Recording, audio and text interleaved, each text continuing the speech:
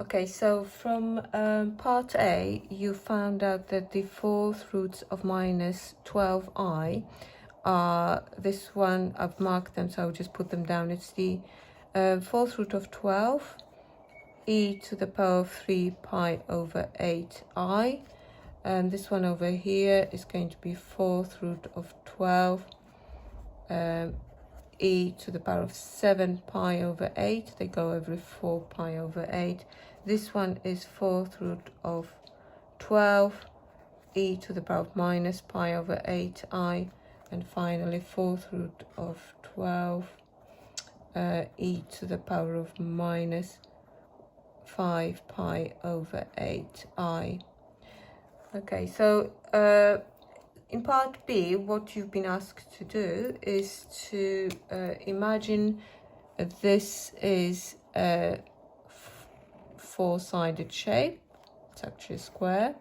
And it said the midpoint of each side represents a fourth root of a complex number, which we are going to call W.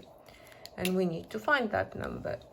So if you think about it, if I have got one root, fourth root of any number, to find that number, I need to raise it to the power of 4, and I get my number.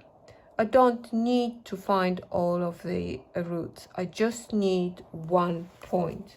So we need to identify one point, one midpoint only. So let's call the midpoint, I'm going to, by the way, let's just call this side A, B, C, D. Let's decide to find this one, which I'm going to call point E. So let's go for E. So let's have a look at this one. What do we need to know in order to describe this complex number? Well, I need to have argument of E, and we're going to find the modulus of E. Okay, how am I going to find the argument? There's two approaches. Well, the first approach is to look at the argument of point A, and this is 3 pi over 8. This is 3 pi over 8. Look at the argument of B, and that here is 7 pi over 8. So over here, we clearly have a 90-degree angle.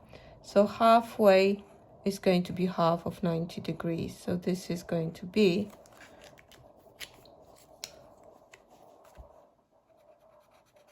there you go. This angle here is 45 degrees, pi over 4. So the argument is going to be 3 pi over 8 add pi over 4, which is to 5 pi over 8. Another way of doing it is to add that it's the average of the argument of point A and argument of point B, because you are turning through half of the angle, or the mean of the angle of 3 pi over 8 and 7 pi over 8. So you could have found it by alternatively adding the two angles, or just show you that it works together, and dividing the result by 2. So you've got 10 eighths divided by 2, so it's 5 eighths. There you go. Modulus. How are you going to find the modulus? Well, let's just take this shape out. Half of that. That's A, that's E, and that's O, attach at O. This is 90 degrees. This here, we've got pi over 4. So this one has also, so needs to be pi over 4. So it's an isosceles triangle. We've got this side here is the modulus of point A, so for fourth root of 12. So it's a bit messy. There you go. So let's just use simple trick. So let's, our OE, that's going to be fourth root of 12 times cos pi over 4. Now if you put it in the calculator you might not get thirds, so really need to be considerate here. So what you could do is do 4th root of 12, let's just write it slowly, times, and we could do it as 1 over root 2 or root 2 over 2 for pi over 4. It doesn't really matter, so let's say root 2 over 2. Okay, now but the way to tidy it up, you can just use a little your knowledge of indices. So root 12 is 3 times 4, but 4th root of 12 is to the power of a quarter. So you've got 4 times 3 to the power of a quarter times, and here you are going to have 2 to the power of half over 2 to the power of 1. So it's 2 to the power of minus a half. Let's write it like this, why not? Okay, now what else can I see? Well, if it's 4 to the power of a quarter, let's split it, times 3 to the power of a quarter times 2 to the power of minus a half. Now I can combine these two together because this here is 2 squared, so it's 2 squared and to the power of a quarter, so 2 to the power of a half.